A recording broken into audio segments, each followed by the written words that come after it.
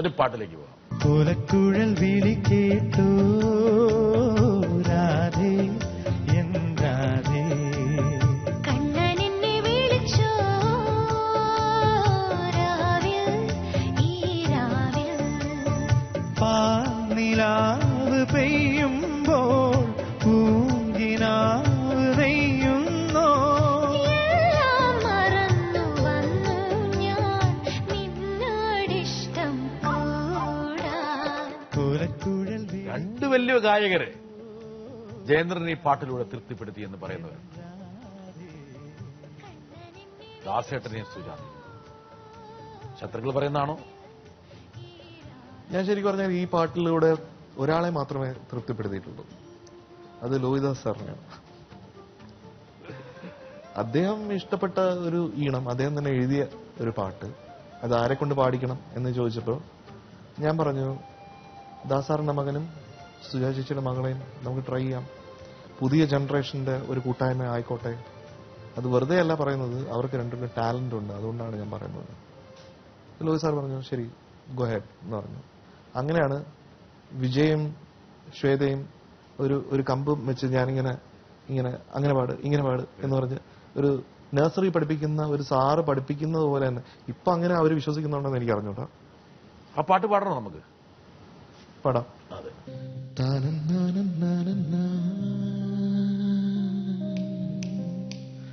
കോലക്കുഴൽ വിളി കേട്ടോ രാധേ എൻ രാധേ, കണ്ണനെന്നെ വിളിച്ചോ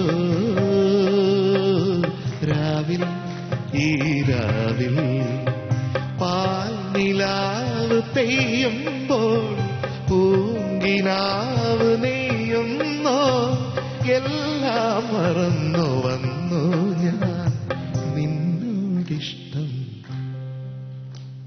കൂടാൻ.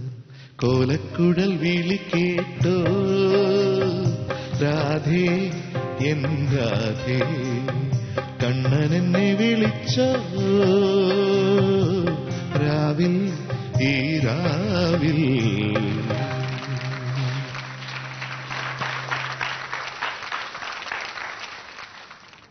ബഹുമതികൾ ഒന്നായിട്ട് വരികയായിരുന്നു. ഈ ബഹുമതി കൊണ്ടൊന്നും ജയന്തൻ തൃപ്തനായിട്ടില്ല.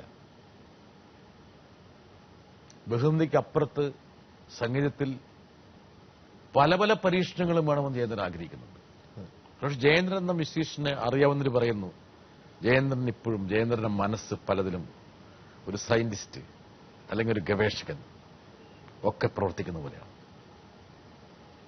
രാത്രിയിലൊക്കെ ഉറങ്ങാതെ ഇരുന്ന് ചില കമ്പോസിഷൻസ് തലയ്ക്ക് ഉള്ളിലൂടെ വണ്ട് മൂളുന്ന പോലെ മൂളുന്നുണ്ട്.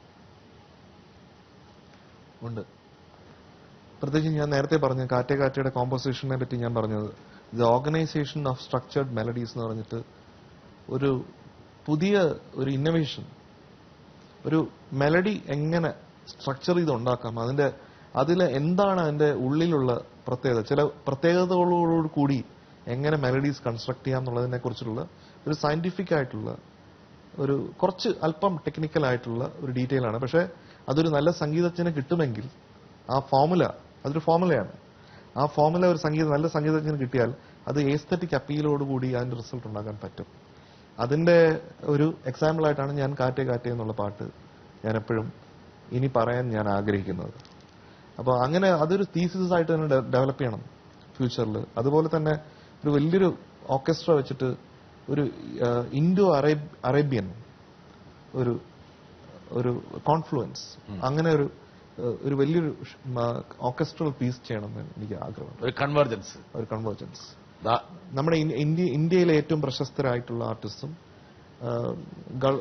എമിറേറ്റ്സിനും മറ്റു ഗൾഫ് റീജിയനിലൊക്കെ ഉള്ള അറബിക് വലിയ അനന്തമായ സാധ്യതയുള്ളതാണ്. അതെ, അതൊരു വലിയൊരു ഇപ്പോ യാനി അറ്റ് അക്രോപോളിസ് എന്നൊക്കെ പറയുന്ന പോലെ അതുപോലെ അത്രയും വലിയൊരു കാര്യത്തിൽ ഞാൻ അഹങ്കാരമായിട്ട് പറയല്ല.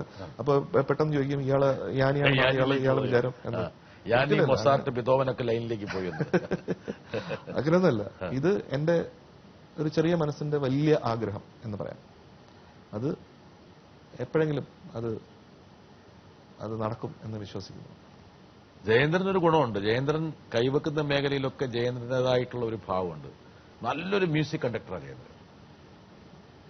വേണമെങ്കിൽ ഒന്ന് കണ്ടു വന്നു.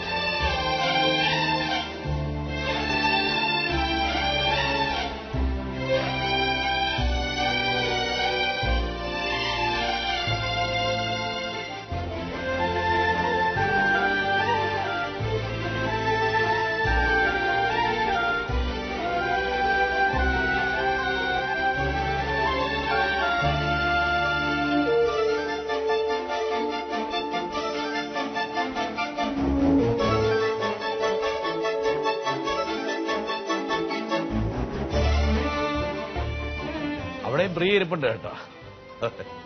പ്രിയ വിടാതെ പിടികൂടുന്നുണ്ടോ? പിടികൂടണമല്ലോ. ആണോ?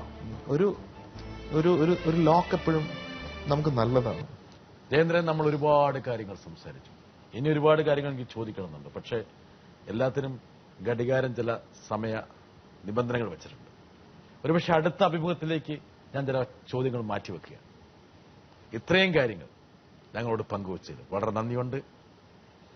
താങ്കളുടെ തന്നെ ഗുരുക്കന്മാര് പ്രാർത്ഥിക്കുന്നത് പോലെ ജയേന്ദ്രൻ, അവരുടെ കുട്ടേട്ടൻ, അവരുടെ കുട്ടൻ വലിയ ഉയരങ്ങൾ തേടിപ്പോകട്ടെ. അങ്ങനെ മലയാളിക്ക് വലിയൊരു അഭിമാന സ്തംഭമായിട്ട് മാറട്ടെ എന്ന് ഞാൻ ആശംസിക്കുന്നു.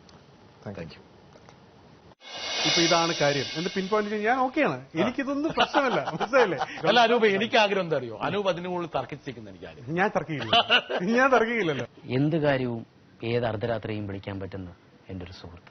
നീ എന്താണ് ഇങ്ങനൊരു മിസ്റ്ററി ആവുന്നത്? ഓ അനൂപ്, വളരെ റിസർച്ച്ഡ് ലൈക്ക് ഹെൽ ആണല്ലോ നിങ്ങൾ.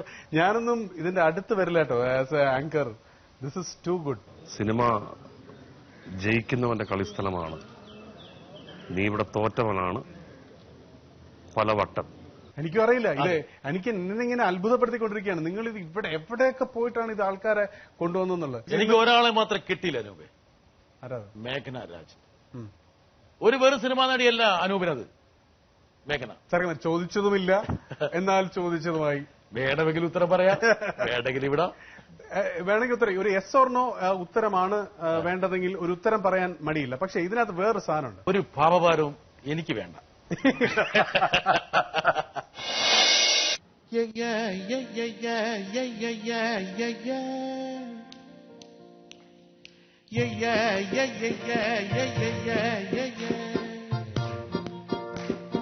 കല്യാണ കച്ചേരി പാടാമടി, കച്ചേരിക്കാരാനും പോരുന്നോടി, പോരുമ്പം പൂക്കൊമ്പത്താടും നോടി, അമ്പാട്ട് തമ്പ്രാട്ട് കുഞ്ഞാങ്കിളി, വെയിലേ വെയിലേ വെറുതെ തരുമോ നിറനാടി നിറയെ കൊണ്ട്. ബാക്കിയുള്ള സംഗതിക്ക് ശങ്കർജി പാടിക്കോട്ടെ. കല്യാണ കച്ചേരി പാടാമെടി, കച്ചേരി